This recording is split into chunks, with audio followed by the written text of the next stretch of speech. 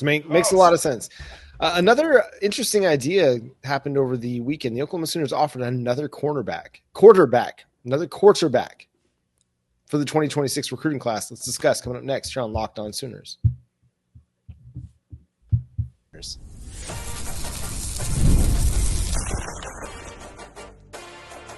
You are Locked On Sooners, your daily podcast on the Oklahoma Sooners. Part of the Locked On Podcast Network, your team every day.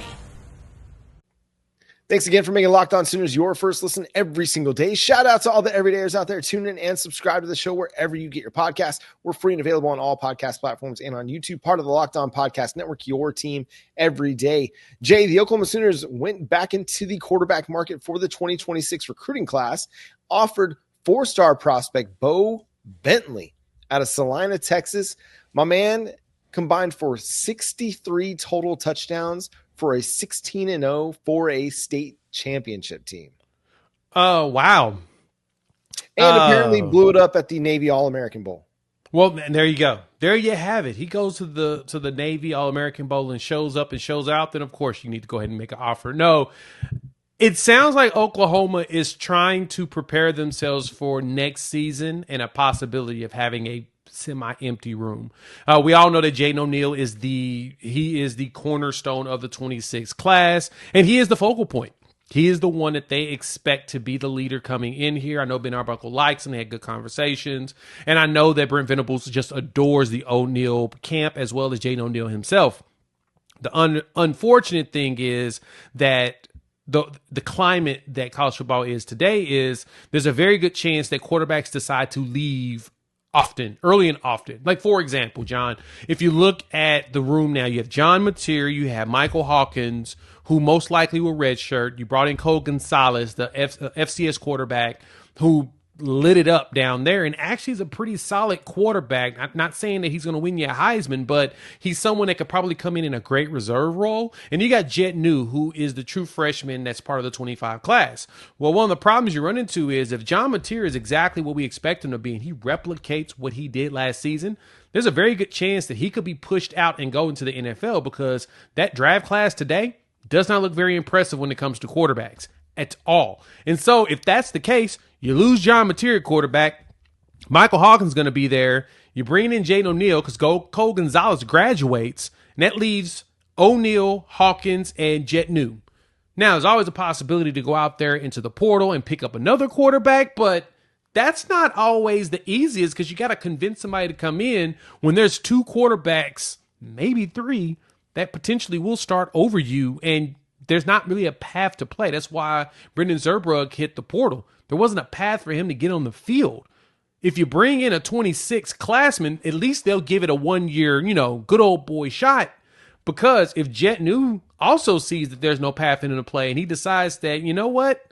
If I go back home to Utah, BYU, and Mike can play, he may bounce. That leaves you with two quarterbacks. You got to prepare yourself just in case for the long run. And I feel like this is probably the safest route for them to go is to grab someone in the class of 26.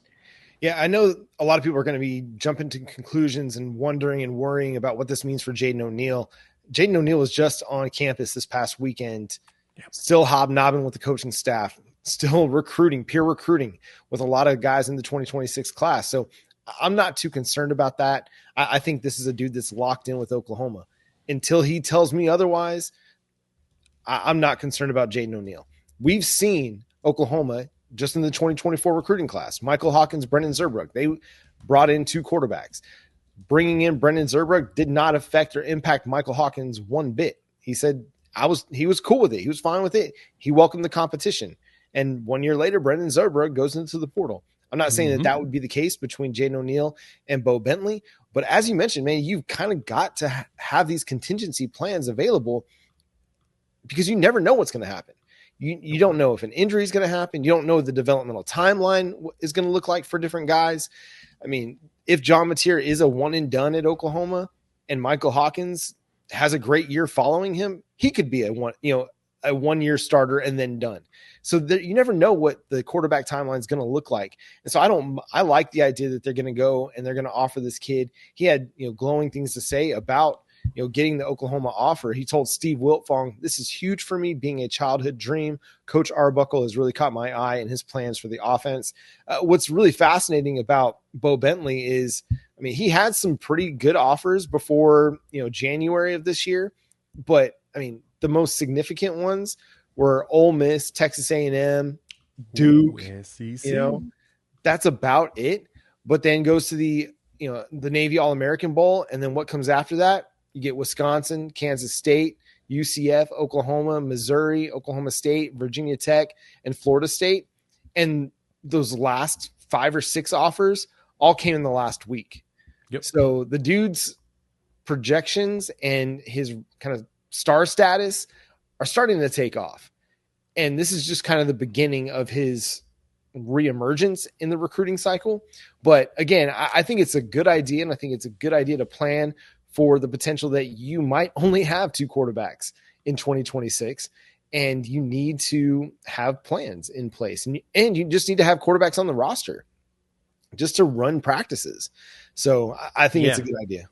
Yeah, you got to have guys that are going to be good as far as your scout team too as well. You can't just have you don't want to go get bad quarterbacks just to say you have them on roster. You want dudes that if they have to play, they'll play. Or you throw them on the scout team. They can go out there and cause problems so the defense can actually sharpen up. Iron sharpens iron. But this makes me think about Alabama in 2023. I thought this was kind of weird that they went out there. They got Eli Holstein as well as Dylan Lonergan, who were both top 200 quarterbacks. Lonergan was number 13 in the country at the time, and Eli Holstein was 7 in the country at the time. And you're like, oh, wow, you got 2 top 15 quarterbacks in the same class. Why would you do that?